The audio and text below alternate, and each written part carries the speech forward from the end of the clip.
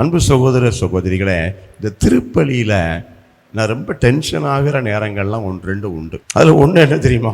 இந்த விசுவாசிகள் மன்றாடுன்னு ஒரு வாசிப்பாங்க பாருங்க. குருவானவர் சொல்வார், நம்முடைய எல்லா விண்ணப்பங்களையும் எடுத்து சொல்ல போகிறோம், கண்களை மூடி கைகளை குவித்து ஜெபிங்க அப்படின்னு சொல்லுவாங்க. ஒருத்தர் விசுவாசிகள் மன்றாட்டு வாசிப்பார். ஆனால் பெரும்பாலும் அங்கே எல்லாரும் என்ன பண்ணுவாங்க, சொல்றது என்னது, விண்ணப்பம் மன்றாட்டு, எல்லாருக்காக ஜெபிக்கிறோம். ஆனால் எல்லா மூஞ்சிகளையும் பார்த்தீங்கன்னா எல்லாம் வாசிக்கிற ஆளையே பார்த்துக்கிட்டு இருக்கோம். பக்கத்தில் கமெண்ட் அடிப்பாங்க அந்த ஆளை பார்த்துக்கிட்டு, அடுத்து யார் வரப்போறா, ஏன் இவங்க வரல. பாருங்க, மன்றாட்டு சொல்லும்போது ஒரு மூஞ்சி கூட அந்த மன்றாட்டோட சேர்ந்து ஜெபிக்காது. பூரா வாய் பார்க்குற கோஷ்டிகள், வாய் பார்க்கறது, பராக்கு பார்க்கறது.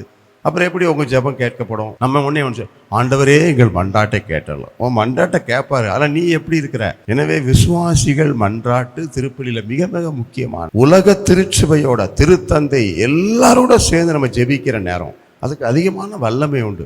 அப்போ விசுவாசிகள் மன்றாட்டுன்னு சொல்லியாச்சுன்னா கண்ணை மூடி கையை குவிச்சு அப்படியே செபிக்கணும். இந்த கோயில் பூரா செபித்தா என்ன ஆகும் பாருங்க, நீங்க ஜெபிக்கிற ஜெபம் வல்லமையாகும், ஆண்டவர் உங்க ஜெபத்தை கேட்பார். அப்ப விசுவாசிகள் மன்றாட்டில் பராக்கு பார்க்காம நான் கண்ணை மூடி கைகளை குவித்து செபிப்பேன், என் ஜெபம் தூவ புகை போல ஆண்டவரை நோக்கி எழும்போம், ஆண்டவருடைய ஆசீரை பெறுவோம்.